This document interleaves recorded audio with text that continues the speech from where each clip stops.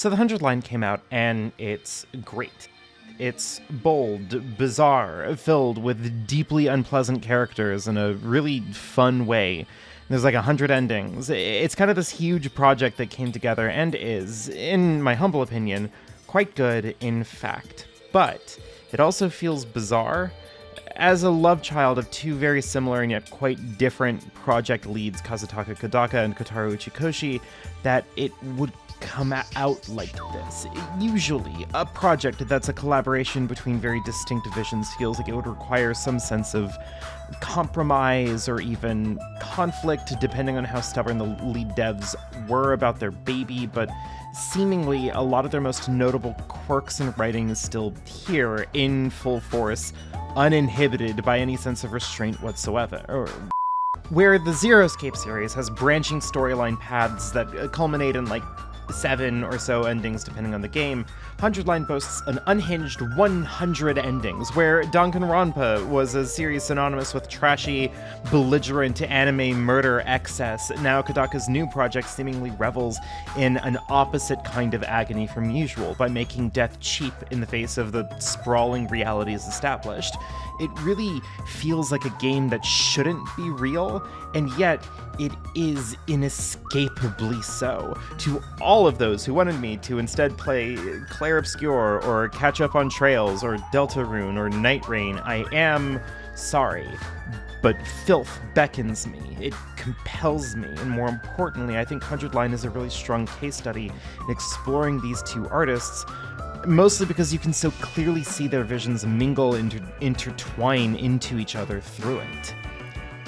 That being said, isolating these visions is also important, especially on this side of the equation, as I think Kodaka has kind of a perilous relationship with the cultural zeitgeist due to his landmark series Danganronpa, a series that once, years ago, I was toying with the idea of writing a video for, only to dismiss it on the realization that the fans of the series would hound me for my lack of thoroughness. Yes, apologies to the kinds of people that would, say, populate my friend's blind stream of the games to insist that he read the novelization, watch the anime, either play or distinctly not play Ultra Despair Girls. I am not a lore scholar of the series. This video, in fact, will only cover Danganronpa Trigger Happy Havoc, Danganronpa 2 Goodbye Despair, and Danganronpa V3 Killing Harmony. I haven't excluded any of the things I've excluded out of malice. I am using these games because they function as kind of a blueprint for what we will see in 100 Line, insofar as they're all games featuring large casts of shitty high schoolers who end up dying kind of a lot. Of course, you are more than welcome to read malice into this decision if you'd like. I feel like in keeping it with the thematic ideas of the series, it would be appropriate for me to upset you. And that's why I'm making Locke edit this despite hating Danganronpa. I'm getting into character.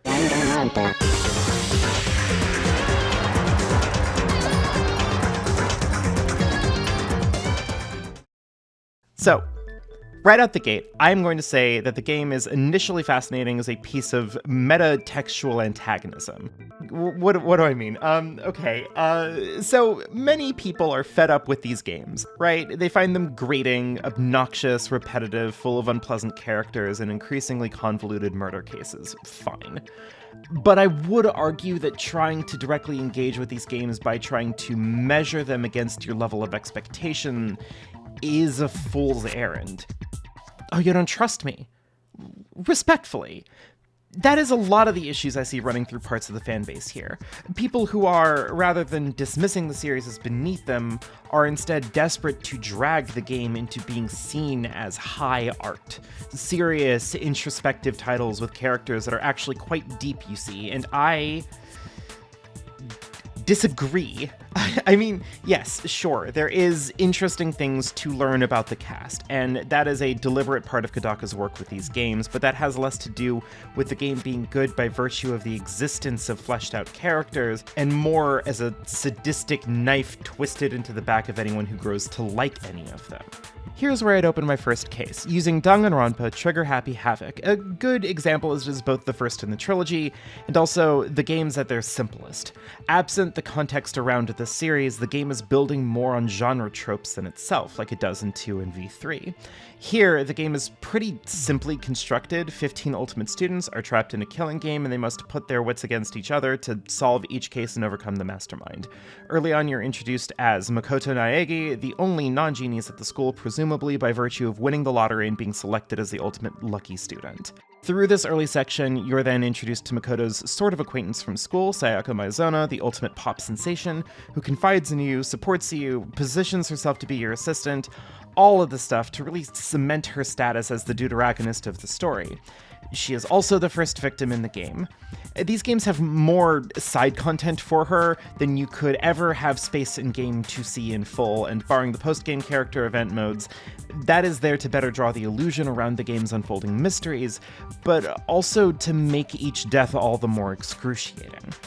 Think of the victims in the first game for a moment. Sayaka dies after all that preamble, Junko is killed off unceremoniously, Chihiro is, by the time Chapter 2 starts, one of the sweetest characters in the party, and is killed, and the corpse is trussed up just to out the existence of a serial killer. Really, the only death in the game that was played at least partially for laughs was Hifumi's, who came back to life briefly because of boobs, and that was contrasted with the sheer sickening move to give Kiyotaka this big character moment, only to immediately kill him off next. Danganronpa seems, and I'm not nearly as confident in saying this as I'd like, but it seems to want to eschew the kind of inherent satisfaction that comes with a good murder mystery. See, for however much you may enjoy seeing any of these cases come together, they are designed to frustrate more than they are to satisfy. Sayaka didn't even get to die a true innocent, planning to kill the main character and getting interrupted and killed instead. It invokes this vision of the DR1 cast as violent, superb talents in their fields, tarnished by the base desire to kill to survive. Celeste even comes right out about it and states pretty clearly that she just wanted a ton of money so she could get out and buy a castle and a bunch of servants. This sense of antagonizing you, of trying to deprive you of feeling like you're smart for figuring out the mystery, is further accelerated by the gameplay, and this is, most likely, my diciest comment. Like the gameplay of Danganronpa, any of them, is often dismissed as bad. And it stands in stark opposition to a similarly court-themed game like Phoenix Wright. But here's the thing. Phoenix Wright is a series that is evoking court drama to tell a story, so it needs the kind of grounded, mechanical presentation to help. Yes, it gets wackier. That's not the point. The point is that Danganronpa is not a real court. These are children bickering at each other around particularly intricate murder cases, and as such, these games provide both this extremely unique vibe and to suck the air out of whatever you're doing. It is hard to feel clever in these games when you have to kind of painstakingly explain every minute detail of the case to some hostile youth who, believes Kyoko is a ghost. The thing is, though, that exploring these games can reveal that they have something of a flawed onboarding strategy. See, games built deliberately on a sense of frustrating their players doesn't really make for a good sell, so Danganronpa plays kind of a sinister trick. The game kind of wants to lure you in with the wacky villain, the vibrant cast of freaks, the extremely unique aesthetics, like it's fucking gun-themed UI, because you get a gun is cool. And also, the title is like Bullet Reputation or something. And I think it makes the game really weirdly infectious. It sticks in my brain in a way I don't think any other property really has. And unpacking that has been complicated. A lot of meta jokes are present right away in the series, and they only get worse. And what should usually ward me off of a property has instead kept me thinking about these games, trying to parse my thoughts on them. They're good games, but they are games that are kind of exercises in a formalism of genre. Fuck, let me explain. The overarching plot of the first game is ultimately kind of weird. You are stuck, mired in this horrible death game situation, finding little crumbs of evidence to suggest something bigger is going on, until the final case kind of dumps it all on top of you. You've forgotten the last 2 years of your lives at the academy, that a crisis happened and you all promised to stay here, that you all desired to stay in the school to preserve hope for humanity, but little did you know that of the 16 of you, 2 of you were evil, and took over the school to kill off the hope for the future. The last remaining 6 students face off against the ultimate despair and insist that hope will never lose to despair, and resolve to face the real world, apocalypse and all. It's fine, but it's the kind of fine that feels abrupt and unsatisfying, ending with the cast kind of on a cliffhanger. I'm sure one of the adaptations I'm not going through will explain further. The game is built for a frustrating kind of undercutting of your efforts.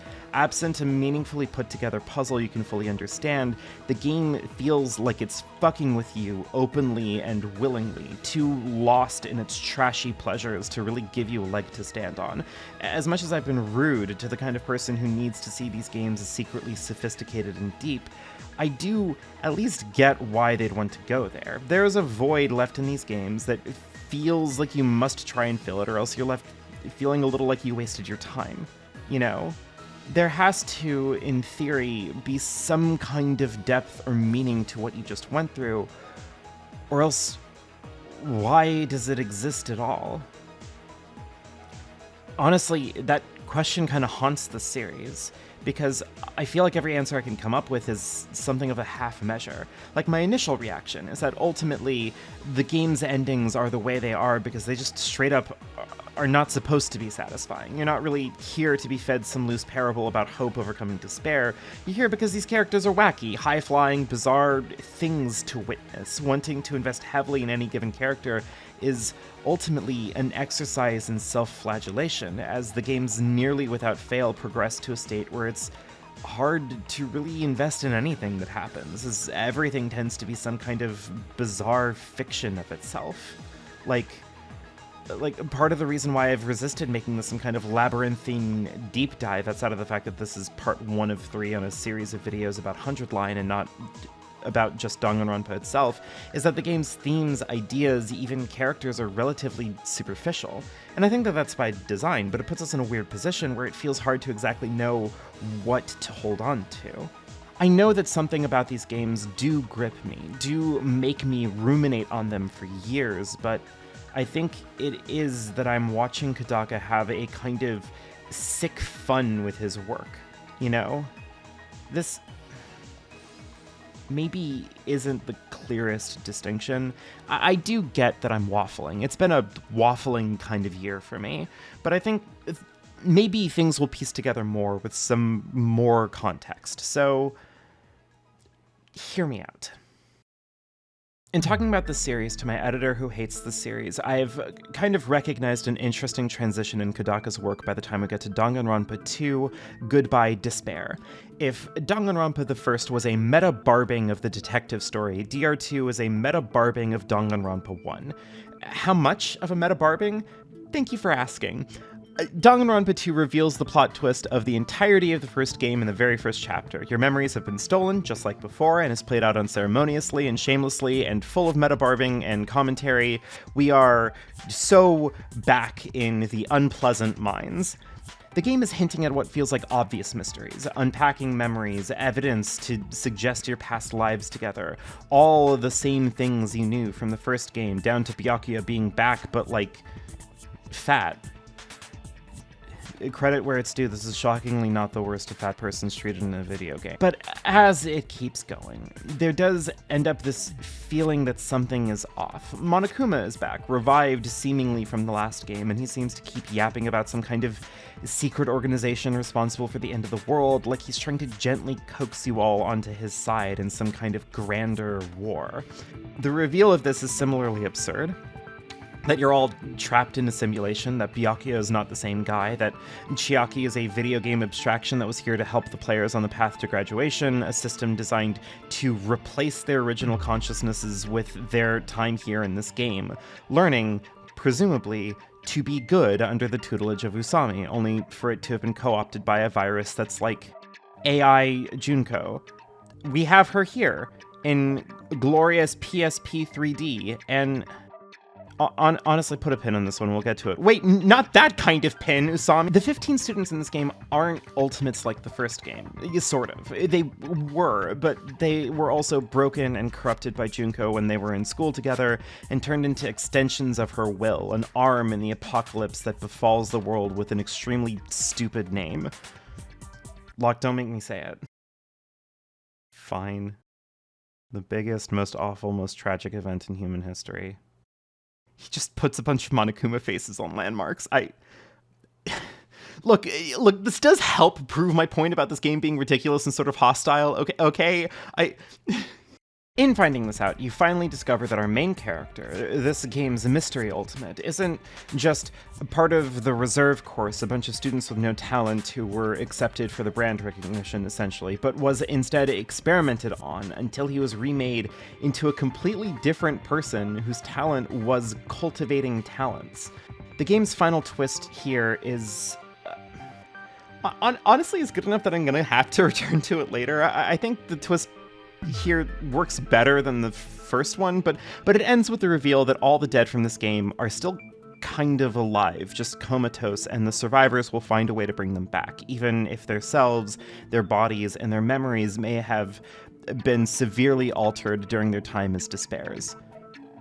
You never get to see what that looks like, by the way. This is all well and good, but it is worth pointing out that the game lampshades itself as a sequel a lot through the length of it, and it culminates shamelessly and openly with a big cameo appearance of Makoto, Kyoko, and the real Byakuya at the end to kind of save the day, sort of, or at least provide enough bodies to fully allow the thing that will save the day. By this point, some patterns start to emerge in Kodaka's work. This is the second time that he's backloaded his games with outlandish, wild reveals rapid fire in the last chapter, as well as the second time the final villain has been Junko, as well as the second time the ending is distinctly unsatisfying, just as how the survivors of the first game leave the school and you don't see what that looks like, you're left without seeing what has actually happened. What are these surviving despair students? How much of Junko's bizarre art house horror shtick was real or not?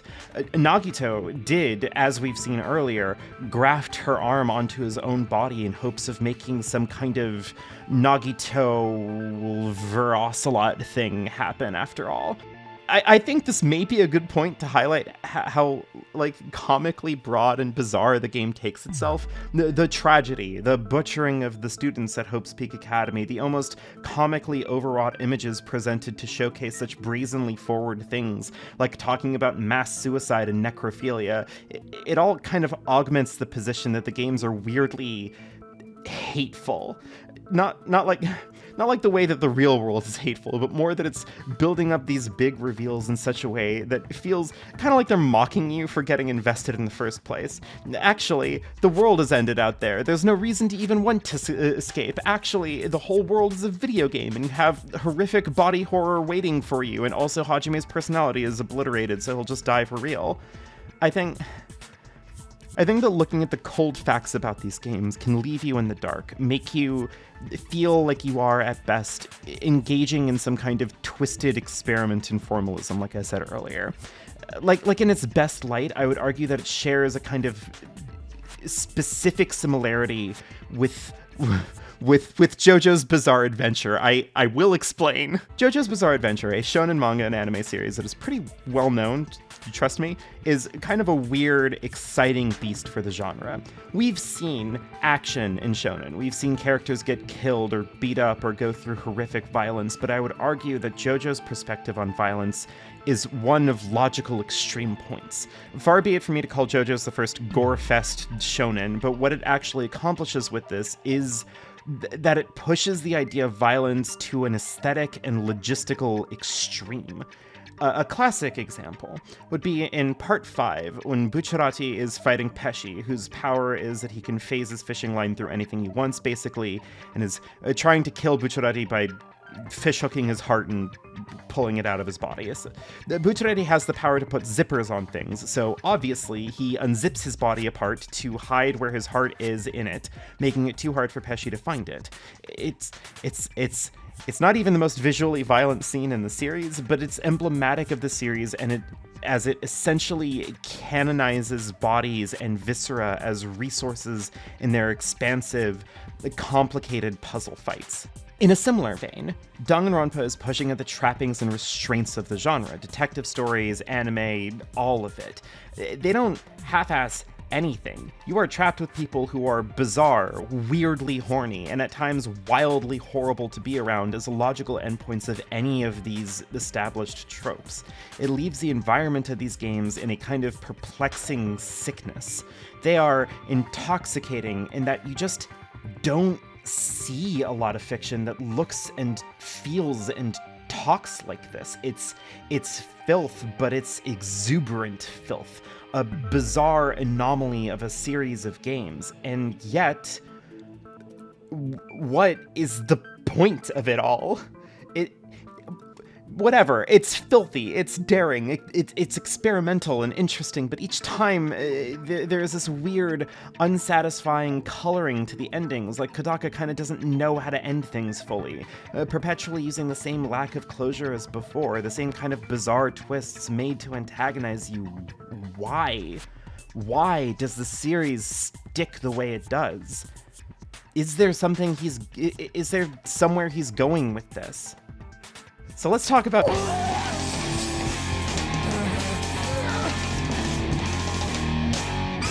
Michael Haneke, back in 1997, and again in 2007, made Funny Games twice.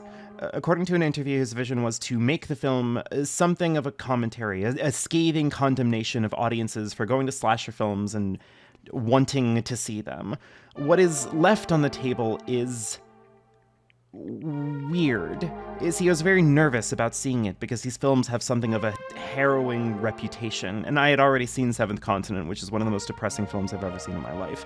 But I had a weirdly good time seeing it. Like, maybe I'm just a monster and evil, a truly evil person or whatever. But the issue here wasn't that I found the brutalizing the family funny or anything. I kind of wasn't paying attention to the emotions and feelings and traumas and struggles of the main cast.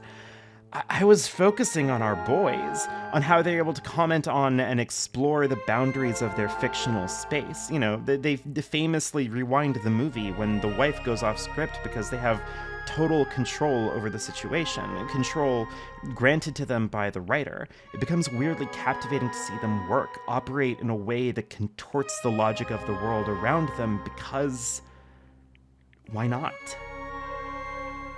Now, okay, I've written a bit of a big check here, comparing Haneke and Araki to Kodaka's dumb little bear murder game, but I think that is the intoxicating element here, the way that the games will just twist themselves in knots. Rules that existed in one game are warped in another. In V3, you play as the main character until it's revealed she is the killer of the first case, and then they just port you into a new main character instead, and then later reveal that she wasn't the killer and was killed anyway, because who cares? This is the point where I will at least acknowledge the deeper lore stuff, and I think why it can be so captivating for people.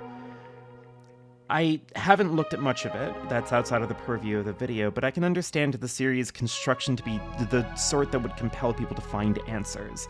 Danganronpa 1 and 2, after all of this nightmare contorting of events, both end with these cryptic non-answers. Non-answers not even fully answered from 1 to 2. Like, yeah, you learn some things, that the Future Foundation is trying to fix what Junko did to the world, that the surviving students all work for them now to some extent, but they are still weirdly not leaning full into it. So the promise of some kind of closure can be infectious, but I cannot help but feel that somehow that's also the wrong answer.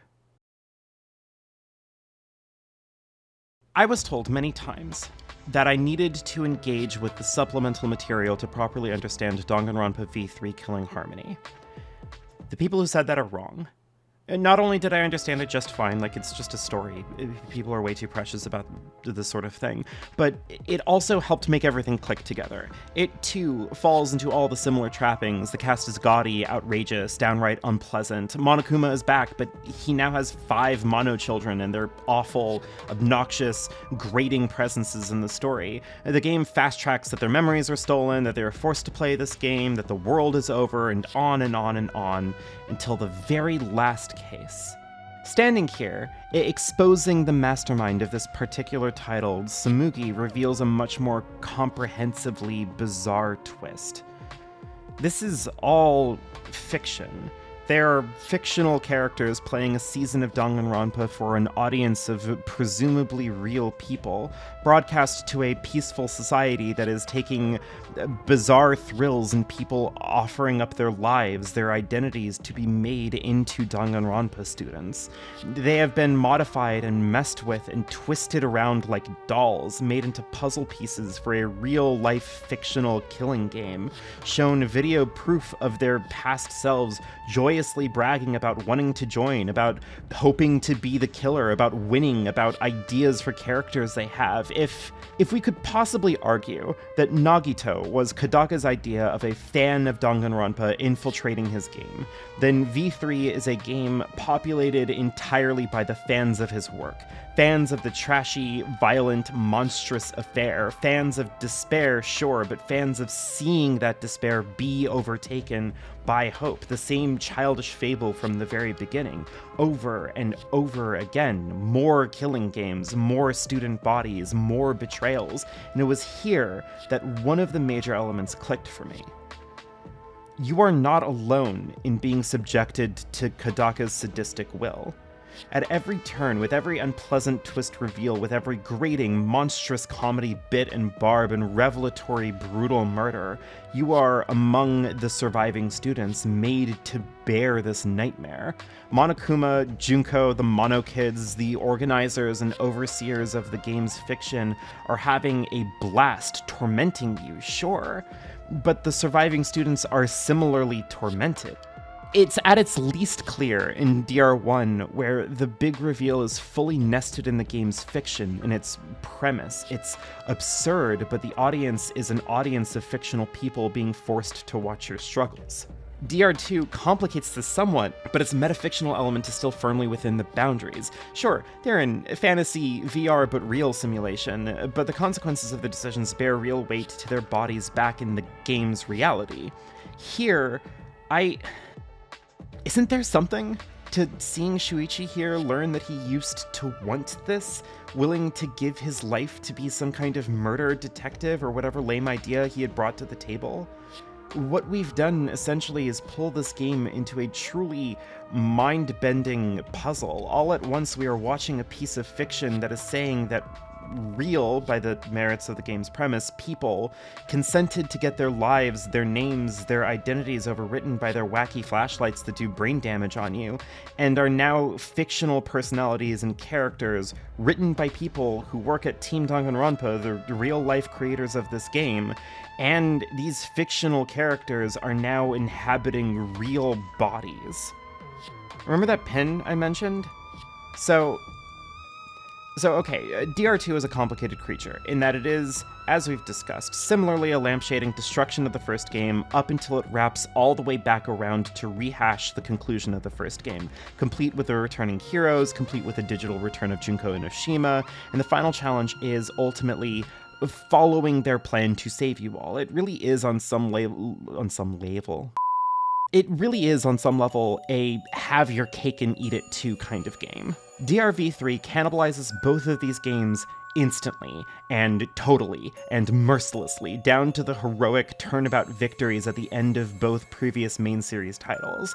The point of hope prevailing over despair is functional before it's thematic. The games feel like they ring so hollow every time they enter the big hope speech at the end, because that is just the cathartic justification to perpetuate the series further. Makoto Hajime, even Kibo in V3, who takes over as a third temporary main character, play fully scripted narrative roles. It's good when despair loses. It serves as a beacon to guide audiences back to the next one. V3 pulls the entire artifice back on the presumption that you are participating in fiction to such a rabid extent that in their fictionalized reality, this is the 53rd Danganronpa, and they had long crossed over into using real people as bodies to make these killing games that much more exciting. It's so delightfully fucked to reckon with the premise alone that a fictional person, someone whose life, backstory, name, wants, emotions are all tools in a narrative kit, things that are able to be metaphors, allegories, things used in service of communicating art to an audience, are now grafted onto a real flesh body, a thing that carries with it a completely different set of expectations. They cannot be real people in the same way. All of their memories and personalities are fabricated, but absent a way to return them to who they used to be, this fabrication is all the body has left. If there is something the series has to say, more than its silly parable about hope, more than its barbing meta-commentary on fiction and reality, which, for as interesting as it was to see in the moment, was kind of a cynical barbing of insipid masses, which, whatever, phone, but too much, fine. The thing I'm caught up on, the one part of these games that Kodaka introduces lightly in the first and then expands upon, one-upping himself twice over, I think truly is the elevating factor here. Danganronpa didn't need to be elevated. I'm not here to say anything about the characters as robust, deep, whatever, but I want to talk about memory. Kodaka is weirdly fascinated with memory, to the extent that it remains a fixation in 100 Line, but in DR1 the whole big twist is premised on the removal of the students' memories. Absent the 2 years they spent together, becoming friends, they meet in the killing game as strangers, and whatever version of themselves no longer exist. Those photos littered about the first game of them are pictures of people who have all essentially died. Without them, the students turn on each other in short order and the killings begin. It's fine. It's a fun little turn for a detective series to both have a mastermind behind it all and have multiple culprits for you to investigate. DR2 is where things start to get interesting. Yes, obviously, the crux of Hajime's final decision is what, or who in his case, awaits him in his body on the other side. The options presented to them are to graduate, where all the dead student avatars will be taken over by Junko's AI consciousness, or to shut the program down, which would revert the surviving students back to their original despair states, while leaving the dead ones comatose in the real world. But it would also end Junko's plan. It's the right call to make, but the version of themselves that existed here in this program would all die. Hajime would die for sure because of his other personality that was implemented into him, but like Sonia, Kazuichi, Fuyuhiko, and Akane would all essentially die too. DR2 is compelling to me in that the game seems to understand that who you are now, consciousness, sentience, is easily fractured and split apart, and trying to find some kind of inherent, proper, original consciousness is never even addressed. There is no moral discussion on obliterating the minds of the people hooked up to the simulation and replace them with these new personalities, because the framing is fully on those avatars themselves. They do not want to die, and that is treated as profound and meaningful by the text. This isn't even fully answered. The answer is similarly easy in that they shut the program down but hope hard enough that their avatar selves get to cross over anyway. But Hajime needing to save himself, his identity, the person he became once hooked up to this machine, is the right answer. Izuru, his other personality, isn't here, and he isn't considered, and maybe expanded lore gets into that, but here and now, in this game, they make a bold statement that who you are now matters. It is seemingly the only thing that does. So, by the time we get to V3, what happens?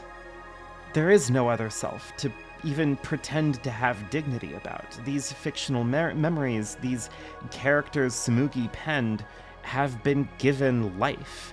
I keep on bringing up Pirandello's 6 characters in search of an author, but it is the transgressive movement from fiction to real, the crossing of the boundary that V3 reckons with, and ending it not with a saccharine hope, but with a full desistance, with you ending multiple sections of the trial by fully not doing anything and letting the time run out, by stopping your involvement with the game in full. Does it finally end? And at the grand finale of it all, there is no lingering thread, no sequel bait, just one final ambiguous conclusion as Suichi, Maki, and Himiko stand at the threshold of the real world, unsure of what could even be there for them. They have nothing there, no real life, no real family, no real friends, but they have their bodies, their selves, and each other. Kodaka is bringing this into 100 Line. Things you can see already creeping in, conversations about memory, about the kind of dignity the characters are afforded, as his cast is also once again thrust into a highly unfair nightmare. There is a lot to unpack with what's going on in 100 Line as a piece of art. Undeniably, a lot of it isn't even Kodaka's fault, but there is a spirit and a focus on the dignity of memory, on the self that is already bursting at the seams. But we will get to that next month. We have so much more to go on our journey, and I'm tired. So, goodbye. Special thanks to Alex Vitanos, Alexi Angelica, Athena Stripes, Bees Louise, Blair Renix, Blueberries in My Coffee, Colleen T, Evan Kearns, Foxy Hex, Gail Simmons, Grizz, Lewis Wells, Low Res, Maria Aladren, Michael McNay, Nurai the Redmarked, Noun Verbally, Philip Pryor, Professor Bopper, Rob Leon, Saint Rawberry, Some Kind of Dog, Sunny Haven, Trade Good, Trinant, TV's Ross, and Zetetic. Thank you all so much.